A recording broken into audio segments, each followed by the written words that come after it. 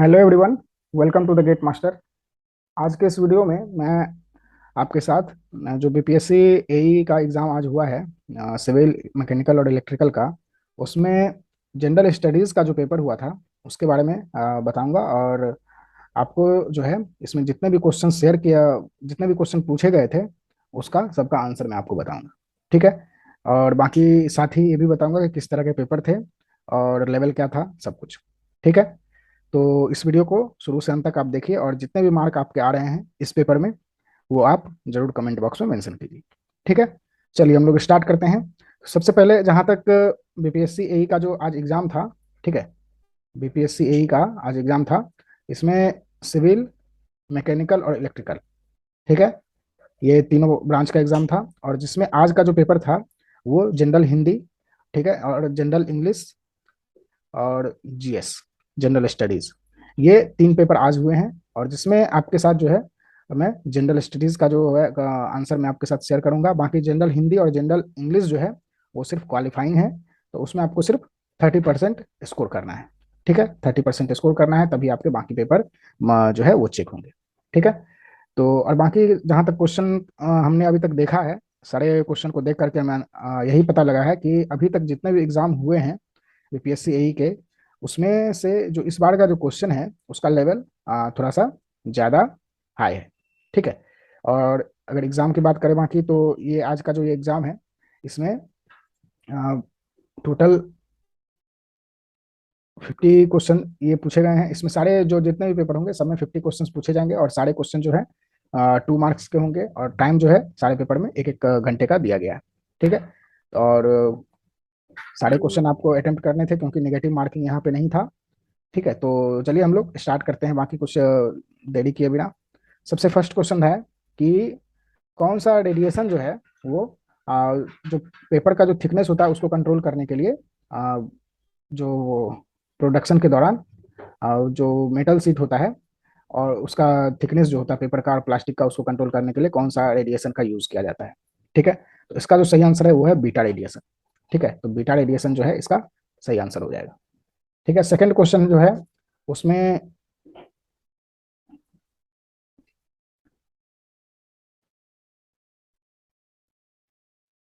हाँ, second question है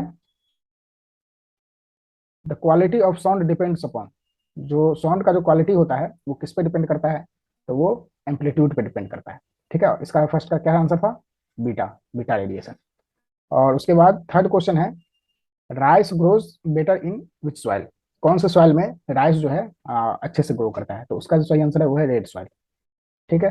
fourth question है the only non metal which forms positive ion, कौन सा नॉन मेटल है जो पॉजिटिव आयन शो करता है, तो इसका जो सही आंसर है वो है हाइड्रोजन। ठीक है।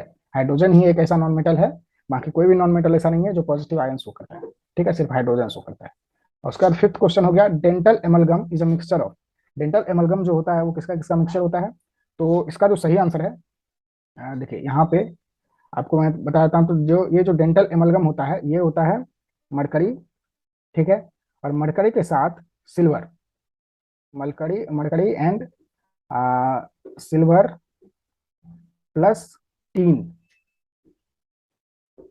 टीन, टीन हो गया और साथ में कॉपर हो गया।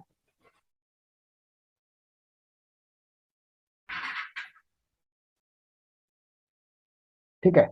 तो मरकरी, मरकरी के साथ silver, tin and copper, silver, tin and copper, ये तीनों का जो है एल्वाइड रहता है और साथ में मरकरी रहता है। तो यहाँ पे आप ऑप्शन देखेंगे तो मरकरी के साथ, मरकरी तो सब में है, ठीक है, और उसमें जो है सिल्वर, सिल्वर भी सिल्वर यहाँ ए, सी और डी में है। और सिल्वर के साथ टीन, टीन यहाँ पे आयरन है और यहाँ पे लेड है, तो यहाँ टीन है सिर्फ। तो बाकी कॉपर जो है किसी में नहीं है, तो यहाँ मोस्ट सुटेबल आंसर जो होगा वो हमारा क्या हो जाएगा, ऑप्शन सी। ठीक है। ऑप्शन सी जो है हमारा मोस्ट सुटेबल आंसर हो जाएगा। चलिए नेक्स्ट क्वेश्चन हम लोग देखते हैं। नेक्स्ट क्वेश्चन है which hydrocarbon is a greenhouse gas, कौन सा हाइड्रोकार्बन जो है वो ग्रीन हाउस गैस है, तो सिर्फ मिथेन ही एक ऐसा हाइड्रोकार्बन है जो ग्रीन हाउस गैस है। चलिए नेक्स्ट देखते हैं सेवंथ क्वेश्चन के volume temperature relationship is given by, volume temperature relationship जो है वो किसके द्वारा दिया गया था, तो वो चार्ल्स के द्वारा दिया गया था। तो इसीलिए हम लोग इसको क्या बोलते हैं, चार्ल्स लॉ भी बोलते हैं। ठीक है, तो V is directly proportional to temperature, यानी कि volume is directly proportional to temperature if pressure remains constant. जब प्रेशर कांस्टेंट होता है तो वॉल्यूम और टेम्परेचर में सीधा रिलेशन होता है। ये चार्ल्स का कहना था, तो इसीलिए ये चार्ल्स लॉ हो गया। नेक्स्ट क्वेश्चन है, eighth question, on reaction with water active metal produces. जो वाटर के साथ रिएक्शन करके जो एक्टिव मेटल है वो क्या प्रोड्यूस करता है, तो मेटल का जो है हाइड्रोक्साइड यहाँ पे बनाता है। तो इसका जो सही आंसर हो जाएगा वो हो जाएगा बेस। ठीक है, जो कि मेटल का हाइड्रोक्साइड क्या हो गया, बेस हो गया। ठीक है, चलिए नेक्स्ट देखते हैं, ninth question, if there was no carbon dioxide in the earth atmosphere the temperature of earth would be। अगर कार्बन डाइऑक्साइड जो है अर्थ के एटमॉस्फेयर में नहीं हो तो टेम्परेचर अर्थ का क्या होगा, डिक्रीज होगा या फिर सेम रहेगा, या फिर डिपेंड करेगा कि ऑक्सीजन कितना प्रेजेंट है, या फिर हाई होगा। ठीक है, तो ये बताना है कि देखिए कार्बन डाइऑक्साइड जो होता है वो क्या है, ग्रीन हाउस गैस है। और ग्रीन हाउस गैस के कारण ही क्या होता है, ग्रीन हाउस इफेक्ट होता है। और ग्रीन हाउस इफेक्ट के कारण ही क्या होता है, ग्लोबल वार्मिंग होता है। तो ग्लोबल वार्मिंग क्या होता है कि अर्थ के सरफेस का टेम्परेचर राइज करता है उसमें। तो जब अर्थ का टेम्परेचर राइज किया कार्बन डाइऑक्साइड के कारण, ठीक है, कार्बन डाइऑक्साइड है तो अर्थ का टेम्परेचर राइज किया, ग्लोबल वार्मिंग हुआ। ठीक है, जब इसका मतलब ये है कि जब कार्बन डाइऑक्साइड नहीं होगा तो इस तरह के एक्टिविटीज नहीं होंगे, यानी कि जो टेम्परेचर जो है वो क्या हो जाएगा, कम हो जाएगा। तो लोअर देन द प्रेजेंट, यहाँ पे इसका सही आंसर हो गया। यानी कि टेम्परेचर जो है, अगर कार्बन डाइऑक्साइड नहीं रहेगा तो टेम्परेचर जो है अर्थ सरफेस का क्या होगा, कम हो जाएगा। नेक्स्ट क्वेश्चन है tenth, the maximum prescribed concentration of copper in drinking water. Drinking water में मैक्सिमम जो है कॉपर का कंसेंट्रेशन कितना होना चाहिए, तो इसका जो सही आंसर है वो है ऑप्शन बी, यानी कि 3 ppm। 3 ppm मैक्सिमम कंसेंट्रेशन होना चाहिए कॉपर का। नेक्स्ट क्वेश्चन है 11th क्वेश्चन, कि when a natural neutral atoms is converted into a cation, it's क्या होगा, जब न्यूट्रल एटम को केटाइन में कन्वर्ट किया जाए तो उसका क्या होगा, साइज बढ़ेगा या घटेगा या फिर क्या होगा। तो इसका देखिए जब न्यूक्लियर ये केटाइन में कन्वर्ट होगा तो इसमें क्या होगा कि इसका जो न्यूक्लियर चार्ज है वो बढ़ेगा। ठीक है, एक मिनट, यहाँ पे जब एक हाँ, जब क्या होगा, केटायन में चेंज होगा तो न्यूक्लियर चार्ज बढ़ेगा। ठीक है, बढ़ेगा। और न्यूक्लियर चार्ज और साइज में क्या होता है, इनवर्स रिलेशन होता है। तो साइज क्या होगा, साइज डिक्रीज होगा। ठीक है, तो साइज डिक्रीजेज, इसका ऑप्शन सी इसका सही आंसर हो जाएगा। ऑप्शन सी इसका सही आंसर हो जाएगा, साइज डिक्रीजेज। नेक्स्ट क्वेश्चन है क्वेश्चन 12th, कि विच of the following is diamagnetic. Diamagnetic कौन है, जो ऑक्सीजन में देखेंगे तो ऑक्सीजन में डायमैग्नेटिक दो होते हैं। ठीक है, ऑक्सीजन में दो डायमैग्नेटिक होते हैं, एक होता है O2 2+ एंड O2 2-। ये दोनों जो है ऑक्सीजन का अगर देखें तो डायमैग्नेटिक होता है। ठीक है, तो इसका जो सही आंसर है वो क्या हो जाएगा, ऑप्शन ए। ठीक है, ऑप्शन ए यहाँ पे इसका सही आंसर हो जाएगा। चलिए नेक्स्ट क्वेश्चन देखते हैं, क्वेश्चन 13। यहाँ पे Picasa is a free program from dash that is used to organise edit and share the digital photograph online. ठीक है, तो डिजिटल फोटोग्राफ को एडिट करने के लिए, ऑर्गेनाइज और शेयर करने के लिए पिकासा जो है एक सॉफ्टवेयर है, वो किसके द्वारा किसका बनाया हुआ है, तो ये जो है गूगल का है। तो गूगल इसका सही आंसर हो जाएगा 13 का सी। ठीक है, नेक्स्ट है, resources are centralised among the various branches of an organisation in dash cloud. तो इसका जो सही आंसर हो जाएगा वो हो जाएगा प्राइवेट। जब कोई centralise various branches of organise, जब कोई ऑर्गेनाइजेशन के वेरियस ब्रांचेज में जो इसको रिसोर्स को हम लोग इधर उधर करते हैं तो उसको एक क्लाउड के अंदर होता है ये सब, तो उस क्लाउड को क्या बोलते हैं, प्राइवेट क्लाउड बोलते हैं। ठीक है, तो 14 का इसका आंसर क्या हो जाएगा, डी। 15 में देखते हैं हम लोग, 15 में बोल रहा है कि dash mode of transmission requires the devices to be in a direct line of sight with each other. हाँ, तो कौन से मोड में जो है डिवाइस लाइन ऑफ साइट में होना चाहिए। ठीक है, एक दूसरे के लाइन ऑफ साइट में होना चाहिए, तो इसका जो सही आंसर है वो इंफ्रारेड। ठीक है, infrared mode of transmission. Next question है, इसका आंसर आपको बताना है। ठीक है, इसका आंसर आपको बताना है कमेंट बॉक्स में कि इसका आंसर क्या होगा 16 का। चलिए नेक्स्ट क्वेश्चन देखते हैं, 17। Reddit is a social networking site which is also known as। Reddit का दूसरा नाम क्या है? तो इसका नाम है न्यूज एग्रीगेटर। ठीक है, नेक्स्ट क्वेश्चन देखते हैं 18th। File transfer protocol was originally designed by. File transfer protocol जो है अभय भूषण के द्वारा डिजाइन किया गया था। ठीक है, 19th क्वेश्चन है।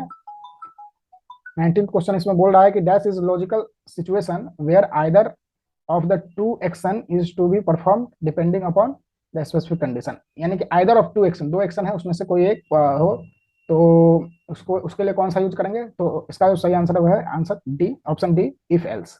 ठीक है, नेक्स्ट क्वेश्चन देखते हैं, क्वेश्चन 20।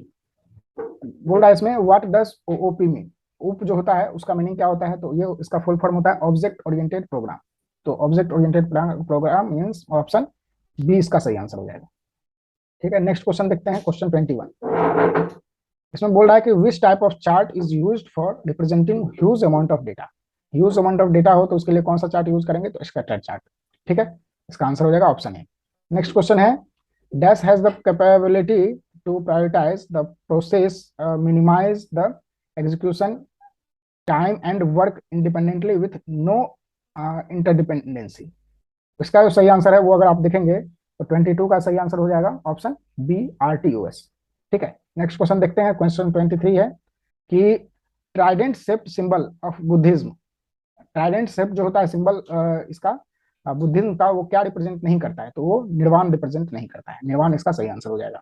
24th देखते हैं हम लोग, the largest epic of the world. तो largest epic of the world क्या है? महाभारत। महाभारत को largest epic of the world कहा गया है। ठीक है, नेक्स्ट देखते हैं हम लोग 25। बोल रहा है कि Devanagari script doesn't have which language. तो देखिए इसमें जो है इसका सही आंसर, देखिए संस्कृत और मराठी जो है उसमें देवनागरी यूज किया जाता है। बाकी प्राकृत जो है, प्राकृत में ब्राह्मी यूज किया जाता है, ब्राह्मी। ठीक है, प्राकृत में ब्राह्मी और तमिल में जो है नॉन लैटिन स्क्रिप्ट यूज किया जाता है। तो इसमें जो है दो आंसर सही हो सकता है। ठीक है, क्योंकि इसमें पूछा गया देवनागरी किसमें नहीं यूज किया जाता है। ठीक है, तो इसमें दो आंसर इसका हो सकता है। तो हो सकता है इस क्वेश्चन को बीपीएससी डिलीट करे, तो देख लीजिएगा आप। नेक्स्ट क्वेश्चन है 26। विच of the following is kharif crop. Kharif crop कौन सा है? तो खरीफ में ग्राउंड नट जो है वो खरीफ उसको खरीफ क्रॉप है। नेक्स्ट है 27। Which of the following is one of the two days when sun rises exactly in the east. तो एग्जैक्टली इन द ईस्ट की बात करें तो सन दो दिन पूरे साल में एग्जैक्टली ईस्ट में राइज करता है। फर्स्ट होता है 21 मार्च और सेकेंड होता है, एक मिनट यहाँ पे आपको बताएं, फर्स्ट क्या होता है 21 मार्च और सेकेंड होता है 23 सितंबर।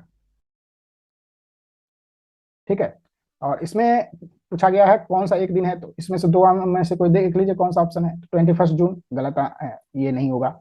23 दिसंबर भी नहीं होगा। 21 मार्च एक ऑप्शन मैच कर रहा है, 14 जनवरी नहीं। तो ऑप्शन डी जो है इसका सही आंसर हो जाएगा। ठीक है, option C, sorry option C जो है इसका 21 मार्च इसका सही आंसर हो जाएगा। नेक्स्ट है 28th। The attorney general of India is the legal adviser to. देखिए अटॉर्नी जनरल ऑफ इंडिया जो होता है वो चीफ लीगल एडवाइजर होता है किसका? Government of India. ठीक है, तो गवर्नमेंट ऑफ इंडिया इसका सही आंसर हो जाएगा। 29th है the saffron colour in the Indian national flag signified. जो सैफरन कलर यानी कि केसरिया कलर जो होता है हमारे तिरंगे झंडे में, तो वो क्या रिप्रेजेंट करता है? तो वो जो है सेक्रीफाइस रिप्रेजेंट करता है। ठीक है, और बाकी अगर व्हाइट की बात करें तो वो ट्रूथ और पीस, और ग्रीन की बात करें तो वो ग्रोथ रिप्रेजेंट करता है। ठीक है, तो ये हो गया। चलिए नेक्स्ट देखते हैं हम लोग 30th क्वेश्चन। इसमें बोल रहा है कि the emphasis of Indian federation is. तो इंडियन फेडरेशन का एम्फेसिस क्या है? Unity of nation. ठीक है, यूनिटी ऑफ नेशन इसका सही आंसर हो जाएगा। 31st देखते हैं हम लोग, which of the following is not a function of reserve bank of India. तो रिजर्व बैंक ऑफ इंडिया का कौन सा फंक्शन नहीं है? फर्स्ट है to maintain the value of rupee, ये है इसका फंक्शन, तो ये इसका हो जाएगा। To regulate the flow of credit, flow of credit regulate करना इसका काम नहीं है, वो सेबी का काम है। ठीक है, तो सेबी ये काम करता है। और बाकी थर्ड ऑप्शन है it has supervisory power over the other bank. ठीक है, to catch the fake currency notes, ये भी सही है। यानी कि ये तीनों सही है, ए, सी, डी और बी ऑप्शन गलत है, तो बी ऑप्शन इसका सही आंसर हो जाएगा। 32nd क्वेश्चन है according to the law which one of the following is not a natural right. Natural right law के द्वारा क्या है, उसका कहना था कि लाइफ, प्रॉपर्टी और लिबर्टी, ये तीनों जो है आपका नेचुरल राइट है। बाकी इसके अलावा कुछ नहीं है। तो तीन कौन कौन सा? प्रॉपर्टी, लाइफ और लिबर्टी, ये तीनों नेचुरल राइट है। तो इक्वालिटी जो है वो नेचुरल राइट नहीं है, तो ये ऑप्शन ए इसका सही आंसर हो जाएगा। 33 का को देख लेते हैं हम लोग। 33 में बोला गया है कि which Indian city has been included by UNESCO in its coveted list of creative cities network। Creative city में इंडिया के कौन से इसमें से कौन से सिटी को रखा गया है? तो इसका जो सही आंसर है वो है आपका श्रीनगर। ठीक है, श्रीनगर को कब रखा गया था? 21 में, 2021, 2021। ठीक है, 2021 को श्रीनगर को लिस्ट में लाया गया था। चलिए नेक्स्ट देखते हैं हम लोग। 34, world largest khadi national flag has been installed at. तो वर्ल्ड का सबसे बड़ा खादी नेशनल फ्लैग कहाँ पे इंस्टॉल किया गया था? वो है लेह लद्दाख में। ठीक है, चलिए 35 देख लेते हैं। स्वच्छ Bharat mission urban was launched in the year. स्वच्छ भारत मिशन अर्बन जो है कब लॉन्च किया गया? ये है 2 अक्टूबर 2014, यानी कि 2 अक्टूबर 2014 में ये लॉन्च किया गया था। तो 2014 यहाँ पे इसका सही आंसर हो जाएगा। उसके बाद है which country will host 7th under 17 women's FIFA World Cup in 2022। कौन सा कंट्री जो है under 17 women FIFA World Cup host कर रहा है 2022 का? इसका जो सही आंसर है वो है इंडिया। ठीक है, चलिए नेक्स्ट क्वेश्चन है 37, उसको देख लेते हैं। Which bank has been declared as the overall winner of the EASE 3.0 award. 3.0 award is जो है वो स्टेट बैंक ऑफ इंडिया को दिया गया। Overall winner state bank of India को डिक्लेयर किया गया था।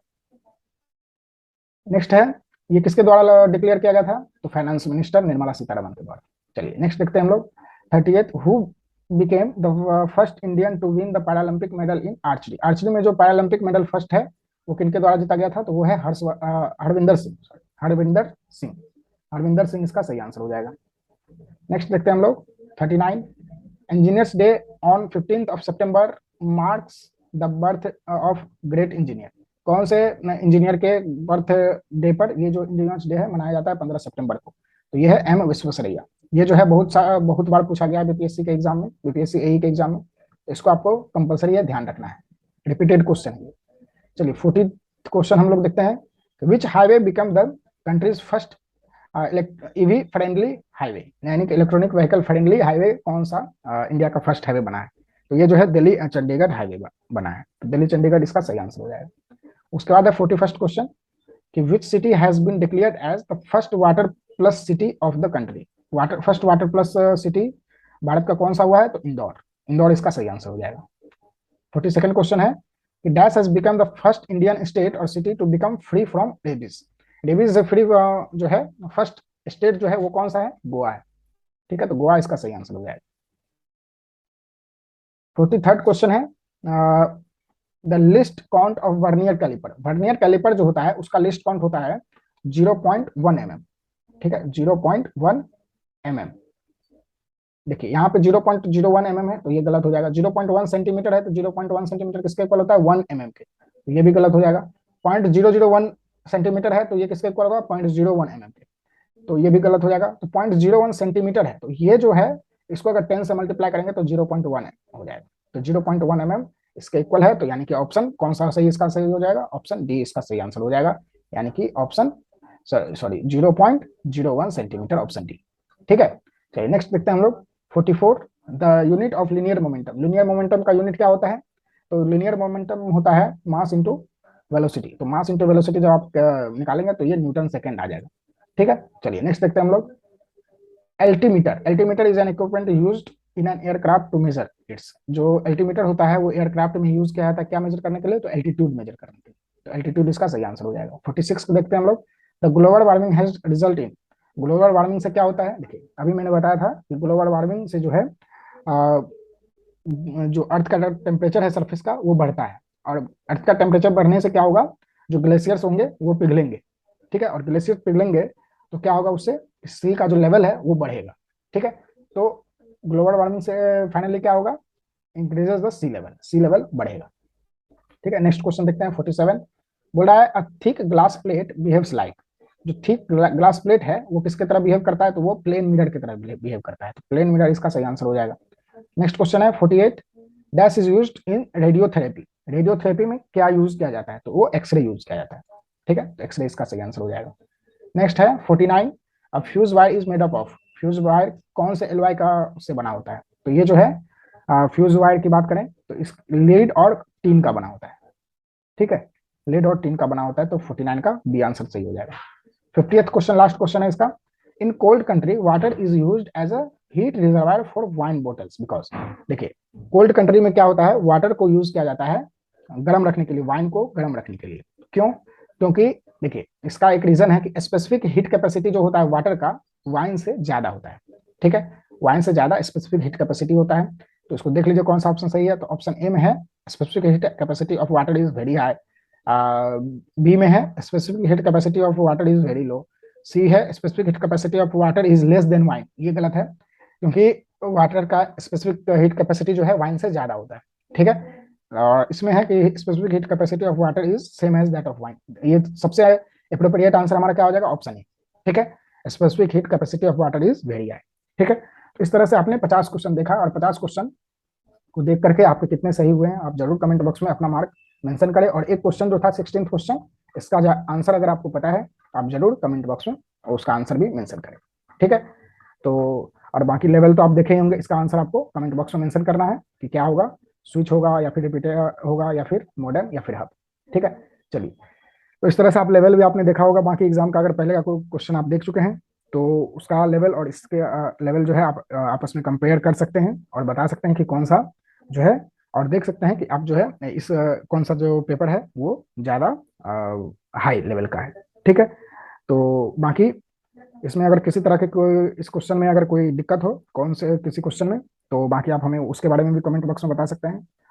और इसी तरह का डाउट हो तो वो भी आप हमसे पूछ सकते हैं। बाकी मिलते हैं हम लोग नेक्स्ट वीडियो में, जिसमें हम लोग और भी बातें करेंगे, ठीक है। और भी जो पेपर है उसका भी आंसर की शेयर करने के साथ आपको कोशिश किया जाएगा, ठीक है। चलिए मिलते हैं नेक्स्ट वीडियो में। Thank you everyone, thank you so much.